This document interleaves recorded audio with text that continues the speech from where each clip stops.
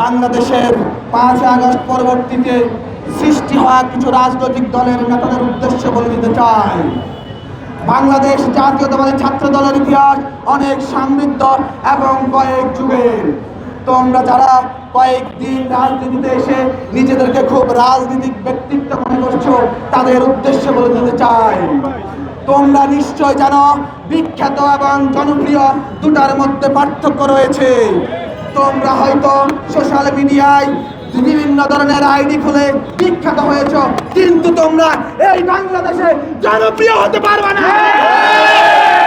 5 আগস্টের পরবর্তীতে তোমরা ভেবেছ তোমরা সরকার গঠন করবে, কিন্তু জনগণ জনপ্রিয়তার শীর্ষ দল হিসেবে বাংলাদেশ জাতীয়তাবাদী দলকে রাষ্ট্র পরিচালনার দায়িত্ব দিয়েছেন ভোটাধিকার প্রয়োগের মাধ্যমে। সুতরাং তোমাদেরকে বলে দিতে চাই, সংযত হয়ে যাও, রাজনৈতিক বাসায় ফিরে আসো।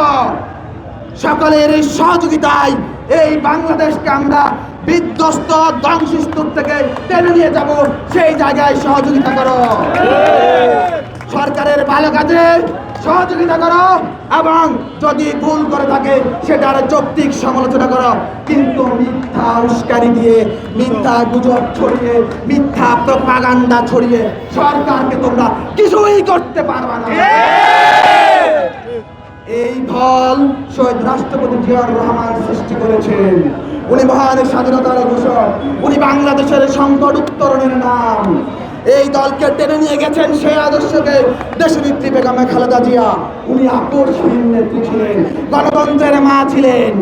সুতরাং এই দলকে যিনি এখন নেতৃত্ব দিচ্ছেন, উনি আপনারা জানেন তৃণমূল রাজনীতির প্রবক্তা, এবং ওনার রাজনৈতিক দর্শন আধুনিক রাজনৈতিক দর্শন আধুনিক বিশ্বে সমাদৃত হয়েছে।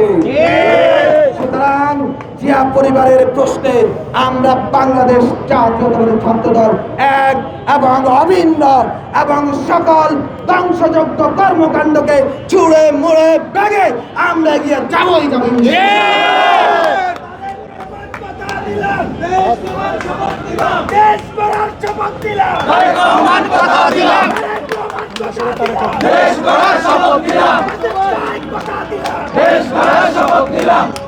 আমরা সবাই এক একজন তারেক রহমান।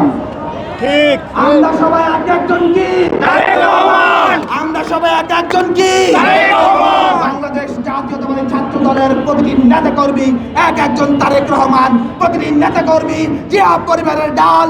যদি কোনো কুচক্রী মহল কোনোভাবে আমার অপদস্থ করার চেষ্টা করো, তোমাদেরকে দাঁত ভাঙা জবাব দিয়ে দেবে।